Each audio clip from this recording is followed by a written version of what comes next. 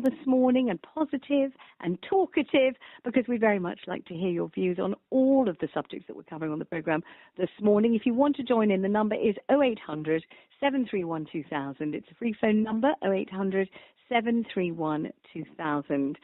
Let's kick off with a story that really is dominating almost every front page of the papers this morning and continues to do so.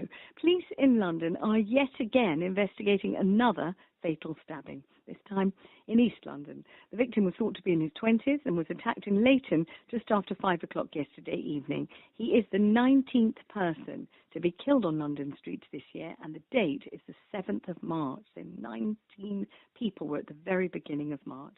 Our reporter Greg Mackenzie is here with me. He has the latest information. Greg, good morning. Well, good morning, Vanessa. So this man was in his 20s. He was stabbed to death in East London. Now, emergency services were called to North Birkbeck Road in Leighton, which is Waltham Forest, at about 4:26. Now, police officers and medics found the man with multiple wounds, and he died shortly at the scene at 5:10.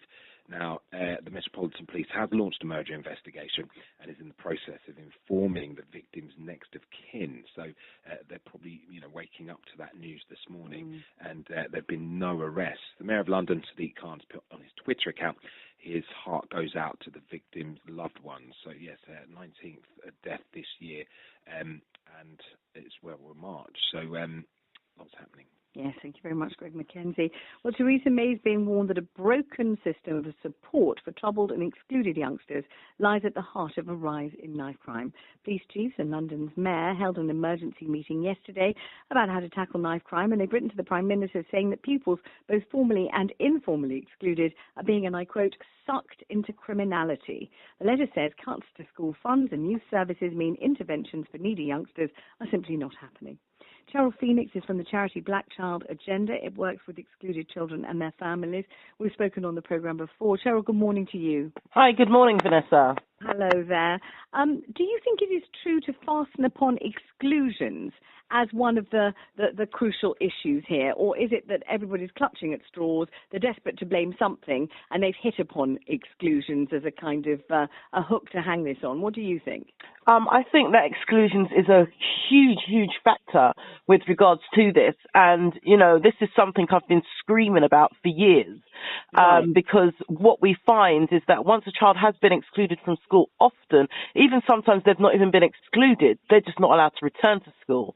And often we find that they're at home, parents have to work, and then they find themselves on the streets, and or they end up in these pupil referral units, which are literally like a dumping ground for our children, and they're not get access in the correct education, they're not given the right support or care if they have learning needs, and they're easily managed to be groomed into gang or street activity, threatening behaviour from older children. So definitely what Sadiq Khan is talking about is 100% spot on. I'm just finally glad it's come to someone actually speaking up about it. Is it desperately disrespectful, though, to those people trying their utmost at these pupil referral units to give these kids an education? They care very passionately about the children. They care about their education. They're doing their level best. And to just describe them as dumping grounds, doesn't that cruelly undersell what the teachers who work in those pupil referral units are doing? Nope, it doesn't. I have no apology for the way how I do describe and speak of pupil referral units, particularly in London. If you enter many of these places, they're set up like prisons. The children are running around, screaming, shouting, smoking marijuana. They're quite violent places, and they are a hotbed for gang lifestyle, drugs, bullying and criminalization. You have young people who are sometimes very vulnerable, autistic, ADHD, etc., trying to go to some of these places and being bullied on the streets by different gangs who live in the area. So I have no apology. I think that there should be scrapped or a complete overhaul of how pupil referral units are run. There needs to be a complete overhaul as well on how schools are excluding children. And I will say particularly young black boys, because they are 168 times more likely to be excluded for minor infractions compared to any other nationality or race. They will be the first ones kicked out and end up in these crews. And the violence continues, and parents are at a loss. They don't know what to do. They have to go to work. They don't know what to do with these children. They don't know what to do by way of the law.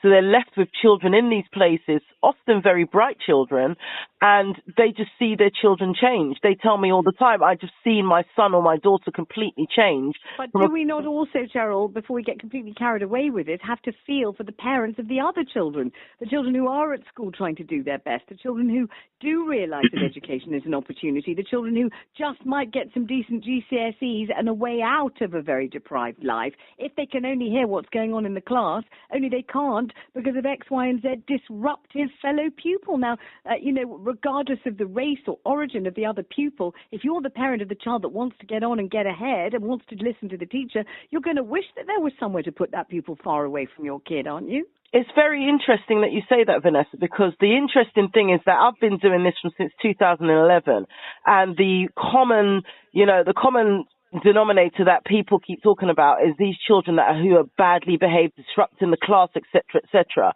Do you know that even with regards to when I look at my own statistics, and I average about eight, 9 calls a day from new parents whose child, whether it be a son or daughter, has been excluded, and these parents aren't from sink estates. They're not from one-parent households, as people may assume. I have surgeons, I have solicitors, I have teachers and social workers who all come to me for support and help with their child. Now, what I find as well is that these children aren't running around the classroom causing mayhem and disruption. Often these children are excluded because they're not getting the support in the school because they don't understand their work, are often excluded because their hair is in its natural form and state as a young black boy or girl in an afro. They're being excluded from school. They're being excluded for what they call persistent defiance. Well, persistent defiance doesn't sound an easy one to manage. Well, sometimes it's when a child can't hear properly, Vanessa. There could be a disability.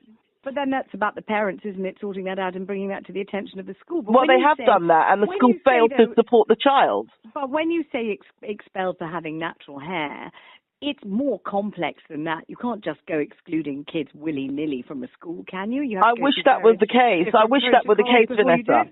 I have a boy of 5 years old. I live in London. I'll be going to Birmingham in about 2 hours. I have a boy who's 5 years old in Birmingham who has a standard short haircut who has been excluded from school. So I have to go and appeal that decision with the school. I spend so much of my time dealing with bullying from other students, and when the student responds, with bereavement, with children with special educational needs whose schools are aware of the child's special educational needs and fail to support the child. There's a lot of things going on in schools that people don't realise that are happening. And yes, it is down to hair. You heard about this case some months back, last September, which we had to take to the High Court with regards to Chikezi from Fulham Boys School because of his dreadlocks, and it was seen to be unlawful and discriminatory. These things are happening in schools, Vanessa, and unfortunately, because no one is actually really picking up on it, and because there's no legal aid to support parents, organizations like mine are overrun with parents screaming for help because they're not getting the help that they need for their children, whether the child has special needs or not. There should be something in place. But I thank you very much indeed for your time. Wish you a successful trip to Birmingham. Thank you so much for speaking to us, Cheryl. No problem. Thank you. Bye. Bye.